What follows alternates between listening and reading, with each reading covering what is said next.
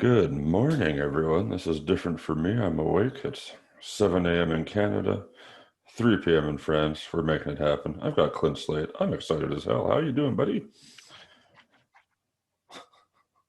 Oh, I'm very fine. Thank you for having me. Of course. Now, you sent me this 90s LP of all 90s covers LP, and that is fantastic. Oh, thank you. Good God, man. What made you want to do that? Actually, there's been a lockdown in Paris in March, between March and May, 2 months, Mhm.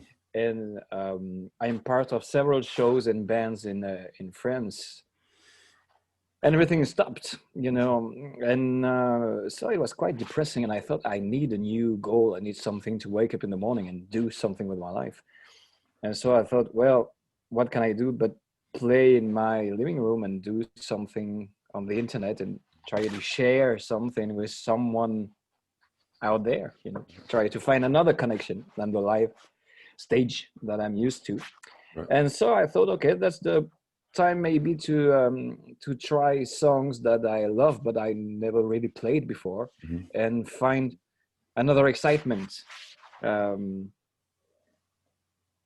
I could not have the excitement, so I thought, okay, I'll rehearse not so much, and I will try to be as live as possible on songs that I don't really master, just because I love them, and have a go and be excited again. Yeah, And that's so awesome. I chose the 90s because I'm a kid of the 90s. I was born somewhere in the past in 77, Mhm. and so the 90s hit me very hard. I mean, 1991 for me is a milestone musically for all kinds of music, because if you look back on Google, you'll see that 1991, so U2 coming with Autumn Baby, Queen with Innuendo, Dire Straits with On Every Street, Genesis with Weekend Dance, Metallica with the Black Album. Uh, there are all types of music in 91 that just paved the way for everything, and 30 years later are still relevant. I mean, Facelift by Alice in Chains Yeah. has just turned 30 now. And Holy all crap. these things, yeah, I know. I I know. can't believe it's I been think that long. they're lying. They're not. It can't be that long, can it? I know. And when I covered those songs, it was amazing because I thought they're still relevant to me. I chose lots of things, very different things. The Google Dolls, Yes. for instance, Iris. I really love this song, but I didn't realize it was that old at the Yeah, moment. And that's right. same thing for, I don't know, Ordinary World by Duran Duran. Uh, I've lived with all these songs for so many years that I didn't realize they're not old to me. They're just a pin, Right. in my calendar. That's right. They just remind. They're a reminder. They're a memory. They're uh, Ava Adore by the Smashing Pumpkins, or Nirvana. Kurt's been gone for 26 years. Yeah, Uh, man. That's I'm a crazy. huge Queen fan, and I realized that Freddie Mercury is dead for 30 years now, nearly. So it's not really old. It's just history now. Right. My history, yours, That's right. and Yes. and and I guess now with the internet, it's not the same thing as before. As when we grew up, Hmm. uh, we used to have record stores and magazines, and That's right. I You had to go remember looking. You had to go vividly, looking in stores for everything. You couldn't just type it in and find whatever you want, right? Yeah.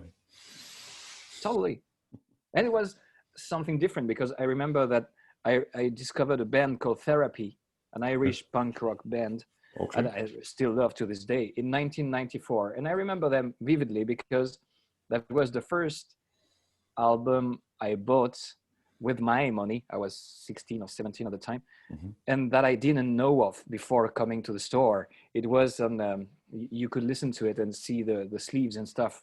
Yeah. And that was exciting because I thought, oh, I'll try this one. Oh, I will try. And that was my first, let's try this one thing. But what I'm saying is that at the time you had to choose Yeah. wisely because it was expensive. It Yeah. wasn't available. For instance, I was looking for. I used to really look forward to YouTube, for instance, when they came with Pop in 1997. Yep. I was excited for 2 years because for 2 years I was reading magazines that were saying, YouTube is working on new stuff and it's electro something and that's all because the magazine is over and you have to Yeah. wait and then you hear discotheque on the radio and you try to tape it.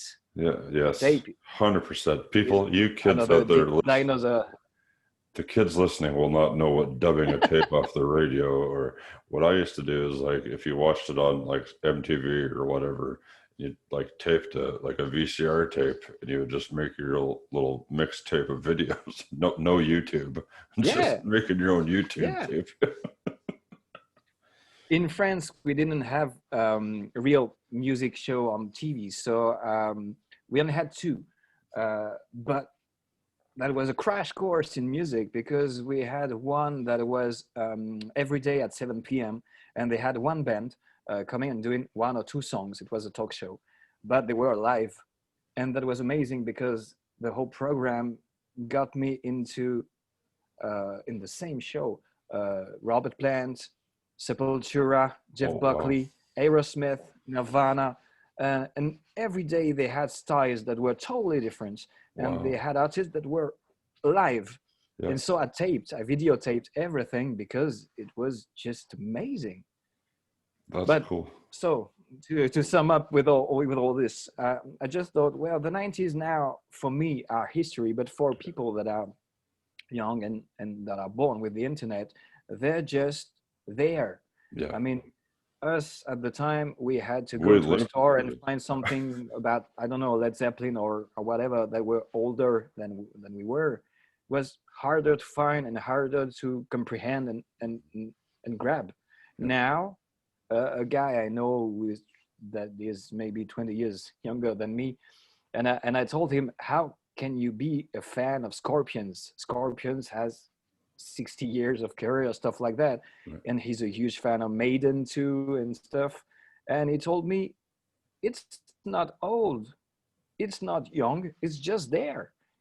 And he explained me how internet works in a way, because he told me it's just everything's available. So everything's got the same age. You can listen to Jay-Z and Scorpions and Billie Eilish and Les Paul, and it's just there. It is just not.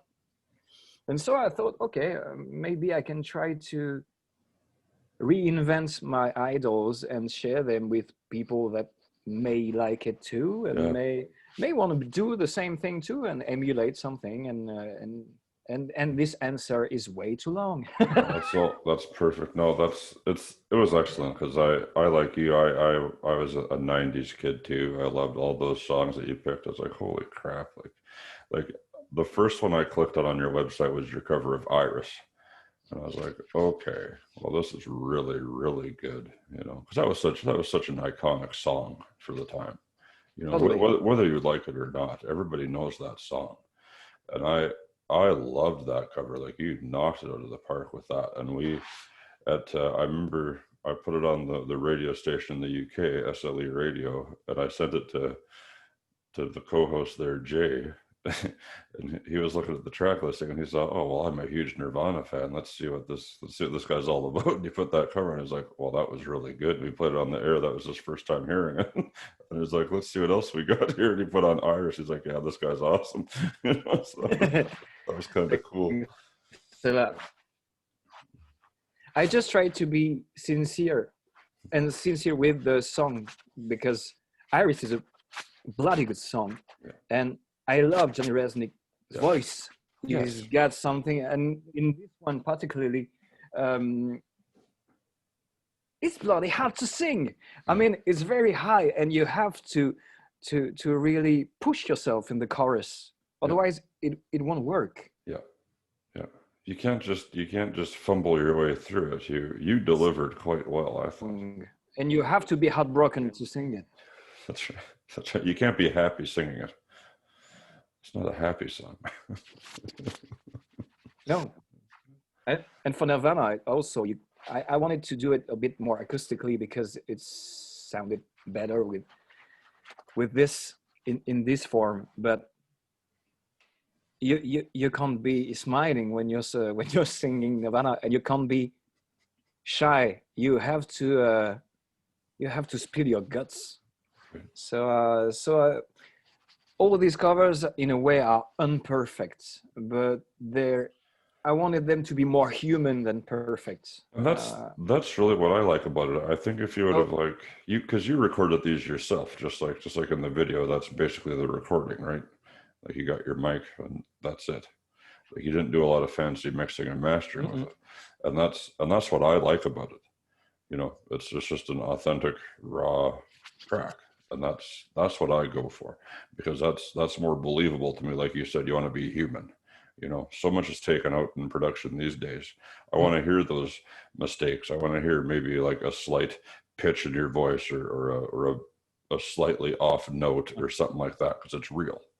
You know, you can't go into a fucking studio and make a song like a robot all the time. You know, I like the yeah, authenticity. So I really really enjoy this, and I haven't gotten to listen to your new one you got coming out yet, but I have it, and I'm curious to know how, you know, comparing the two. Obviously, it's '90s covers, but what were you going for on Dragons? mm.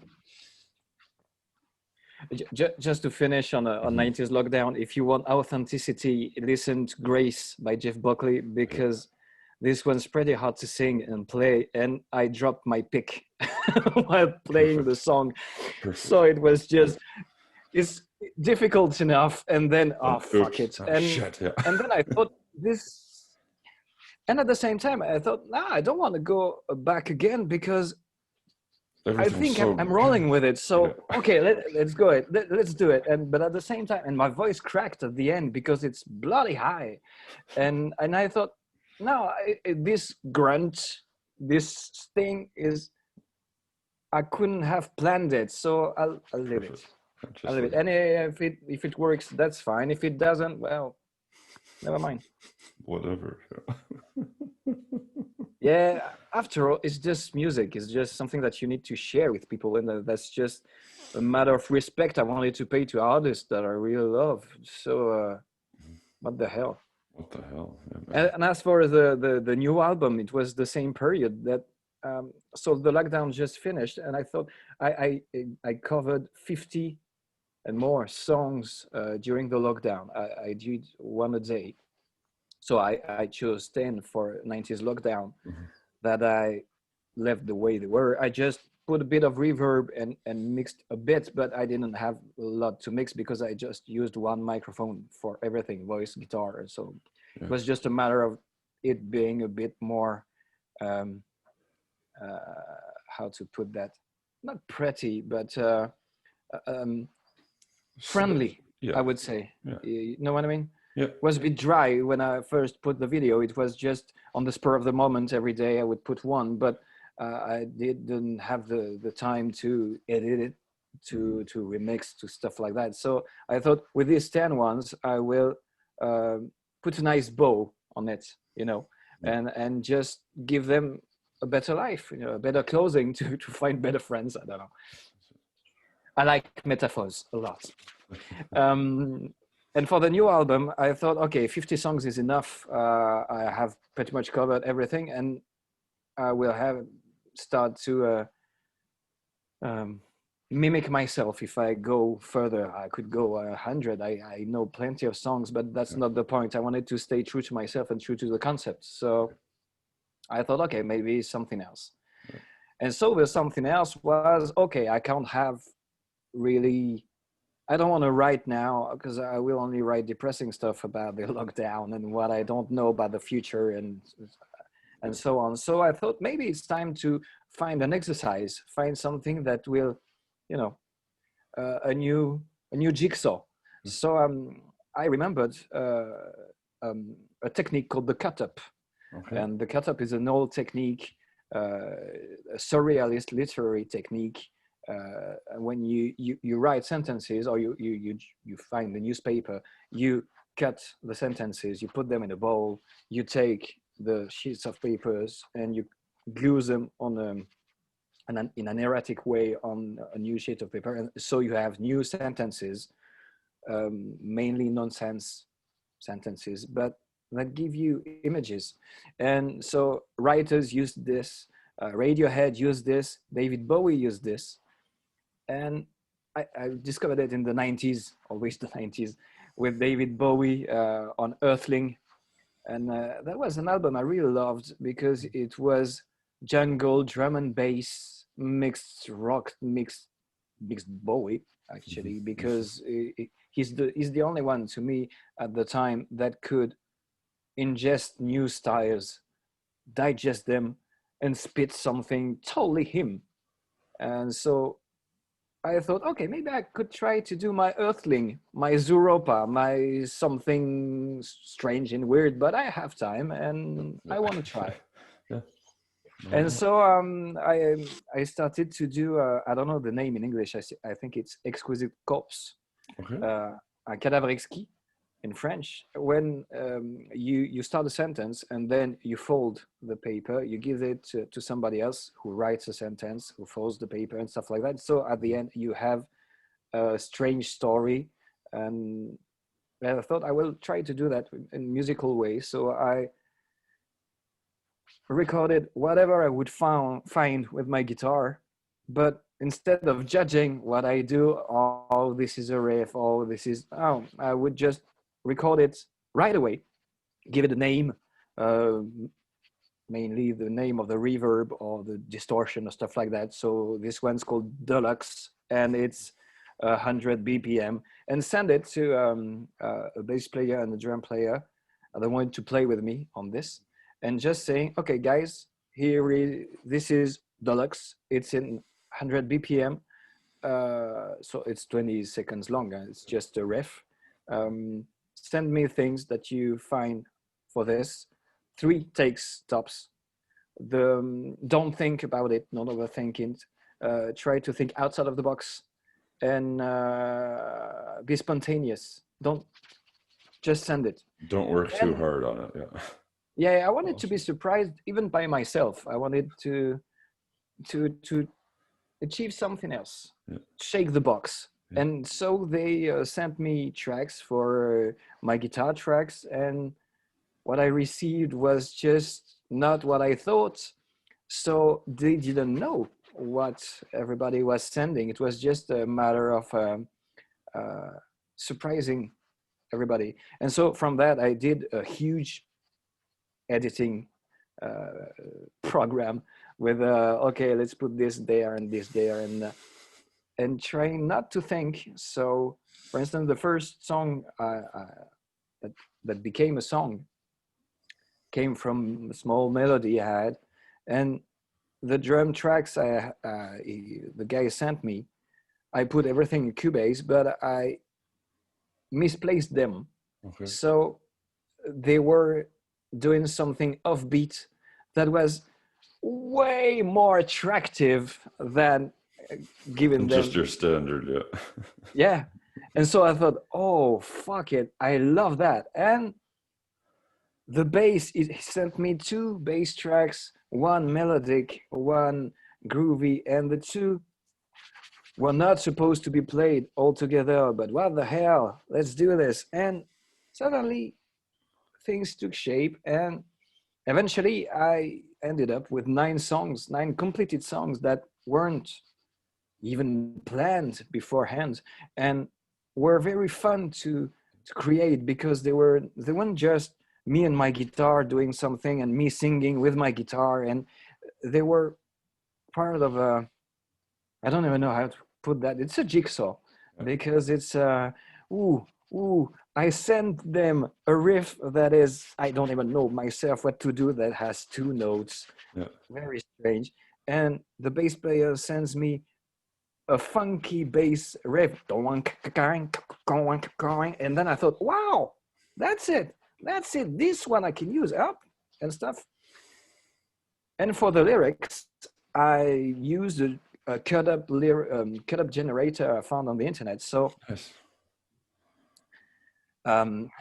I used the code names I used for the songs. So one was called Cash because I found a melody watching a documentary about Johnny Cash. So I called it Cash. Well, the cash. So what I would do would enter Cash in the online generator, and it would give me thousands of words gathered on internet. But in all that, I would find written Ghost America. And then suddenly, oh, I like that. That's a good image.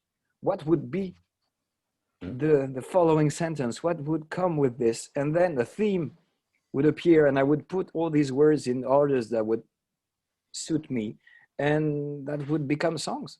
That's awesome.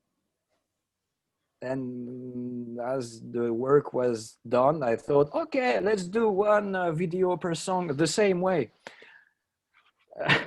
And so I did myself in the same way that I recorded the song. I did 9 videos, totally homemade. I had themes in mind and I had images, but I also wanted to see how far can I go without having a structure, without having at the same time, without having boundaries. The only boundaries I have is that I am on my own and I have my own technique and stuff. But I thought that would be fun. How can I push those boundaries? How can I do something that's worth it with practically nothing? And the album is the same thing. It's coming from, like the Foo Fighters said, it's something from nothing.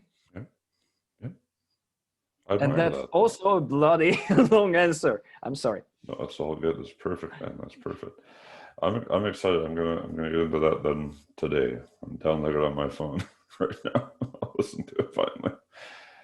That's cool. I love to hear the story about how you guys put this shit together. So that's awesome to me. It's very exciting. Must have been pretty, like you said, pretty cool to hear. It's nothing like you imagined in your mind when you're writing a 2-chord riff. It all comes together for you. And that was fun to forget about the judgment for one time, because I'm quite judgmental with my own work. And for instance, there is a song in there that is closer to what I usually do guitar-wise, but I didn't want to judge it and I didn't want to write it in a way. So I was doodling with this, and I thought, okay, I have something like maybe a verse and a chorus, and then I found a middle 8, and I thought I record it a single time. I didn't even know what I would sing. I didn't even know what it would be, but I thought, okay, I just did one take, and this take is the take. Yeah. So I'm gonna write from this take. So I had, okay, the first verse will be shorter because there is an intro, and the middle 8 will be this, and the end that is totally improvised will be the end. Okay. And so that was very interesting because that was also, okay, so why the hell did I did 3 hits at the end? I don't know, but that will be 3 hits. Okay. There you go. Perfect. And that's interesting because you don't have time to I should have done I should do it differently. No, you should nothing. Just stop it. Get it up. Let it leave. Yeah. Move on. Yeah. Totally. That's awesome. And that comes out in January, right? For Dragons. Yes. Yeah. 4th of January. 4th of January. And I will put a single out at the beginning of December with a video and a song. Awesome. Okay. Yeah, for sure. Send me when you decide what single you're gonna do. Let me know what it is. What is the single in it? The 6-trip plan. 6-trip. Okay. Okay. I'll play it on my programs here for you for sure. Oh, thanks. Plan. Yeah, no problem. I hope you like it. Oh, I'm excited, man.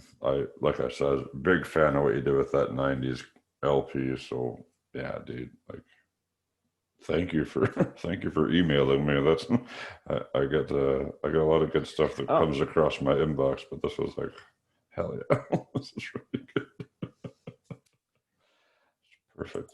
You know what? It's very very cool to me to speak to you too, because I'm I'm at the beginning of the how would I put that, the birth period, the birth time, because I did 90s lockdown and Dragons at the same time. Mhm. I've been quite locked for months. I'm supposed to go back on stage next Thursday, and Okay. I haven't been playing for 8 months, and I don't even know how it's gonna work, because Wow. anyway, Well, different it's restrictions and things like that, right? yeah. So it's very important to me now that to discover that my two kids are beginning to meet new ears and new people, and so I'm quite excited. So I'm very excited to speak to you. That's good. I'm happy to have you here, man. I would just when you're talking about that program you watched and how it had all those different bands on every so often. What was your first reaction when you saw Sepultura on TV?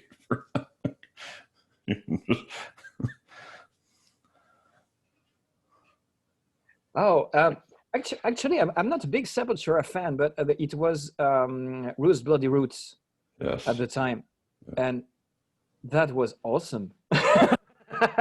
That was awesome because I really love this album, and that's my favorite one by them. But Yes. at the same time, I also saw Max Cavalera with Deftones Yeah. in the same show, and so it was just it was a really an eye opener, No doubt. because you could, it was not and it was 7 p.m, so it was just before dinner. Right. It's not it was not something that was at Like 2 late at a.m. night or on yeah. a lost channel or stuff. Yeah, Right, because we right had that prime too. time. If you wanted to I was a huge fan of Soundgarden, for instance, but Yeah. to see video clips from Soundgarden, you had to watch them right after midnight, and you weren't even sure to see them. That wasn't really mainstream at the time. It Yeah. came after that. Yeah. That's awesome. I had Max Cavalera on here back in the summer, and I'm getting him back next month.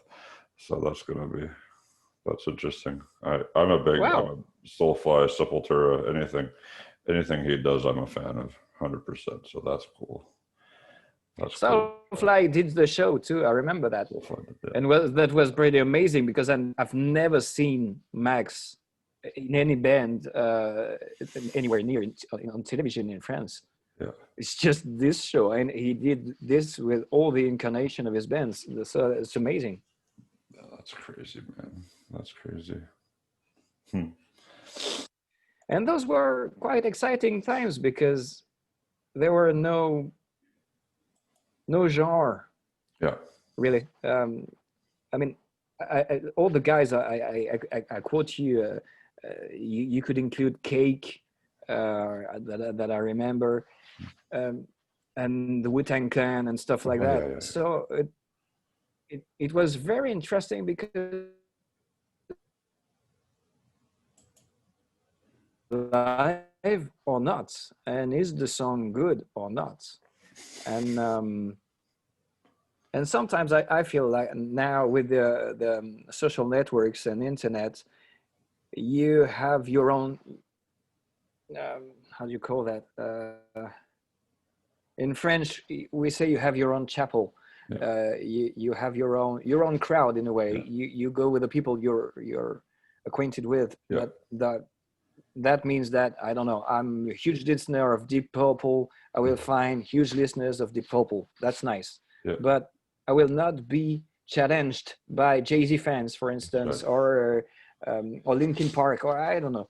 Yeah. And at the time, um, it was great. But I see that 20 years after, I didn't realize that at the time. But it was great to discover Page and Plant on Monday, Nirvana on Tuesday, the Wu-Tang Clan on Wednesday, Yeah. Bjork on Thursday, and Max on Friday, and to find that totally normal, Yeah. That's awesome. and sometimes I miss that, because some guy told me that my and you'll see with Dragons, This is my third album under the moniker of Clean Slate, and I don't want to write twice the same song. I mean, I want to create things and I want to improve myself. Yep. So this means that I try to switch genres and styles and I try things. And some guy told me that, wow, the album is very, there are various styles and stuff like that. But to me, it's not that. Eclectic. Yeah. But to me, it's not that eclectic. It's just, I don't know. That's what you wanted to do? I wouldn't be doing the same.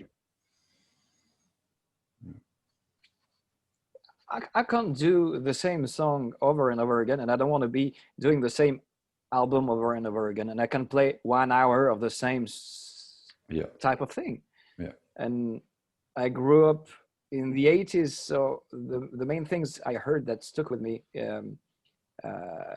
when I was a kid were the Police, because I really remember hearing when I was a little kid Roxanne and stuff, and Queen and U2, and growing up with them and trying to emulate them, because you're a copycat when you begin to make music.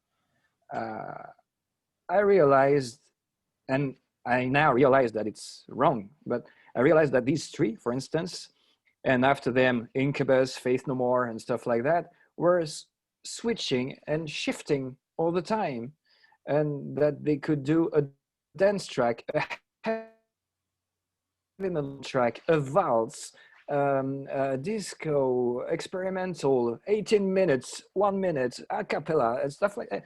And that's why I freaking love with all this. It's too, you can't pinpoint them. And at the same time, whatever the style is, you know it's them at the second you put the needle on the song. That's right.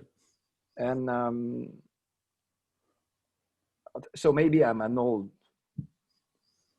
chap now, but I mean, I don't know if there are many bands now or artists that can that are even allowed to you know, to try so many things. Right. I used to freaking love Faith No More because of that. It was amazing. I mean, Mike Patton's a genius. Yeah. And I was fascinated by King for a Day, Fool for a Lifetime, for instance. I was in high school, and discovering it was amazing to hear. You had heavy songs that were amazing, and screamed and stuff like that. And then the next one is a Brazilian ballad. That's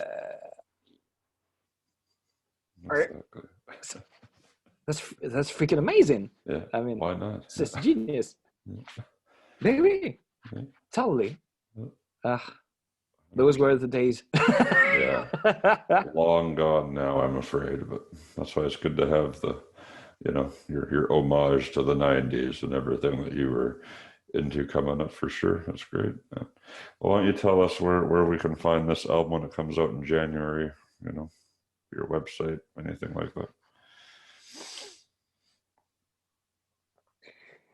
How do you call that? My website is cleanslate.com, and I have plenty of other things. So find the first two on. Yeah, I don't even count videos on YouTube, and the albums are on Spotify, Deezer, Bandcamp, plus other things that are on the website, because I did what you would call B-sides. I did a song as a tribute to Chris Connell, in the style of Chris Connell. Okay. That is not a pastiche. It's a real tribute to him. That's awesome. And you can see videos of the recording of my second album, because I recorded it live from a theater, live on YouTube in a single take. Wow. Some years before, and with a full band and a jazz saxophone and a choir and 8 cameras and stuff like that. Jesus, that's awesome. I like concepts. Yeah. I like ideas. That's awesome, man. That's great. Well, it's been a pleasure talking to you, sir. I appreciate you making the time, working out the time difference to make it happen. I really enjoyed it. And I'll get you back. I'll get you back in January once this comes out. Thank you for waking up early for me. I'm No sorry for problem. this. It's all good. No, happy to. Happy to. Yes, We'll with much pleasure. Okay, we'll talk again in January. You take care out there, buddy. Yes, thank you. Okay, we'll talk to you later. Yes, take care too. Thanks again. Pleasure.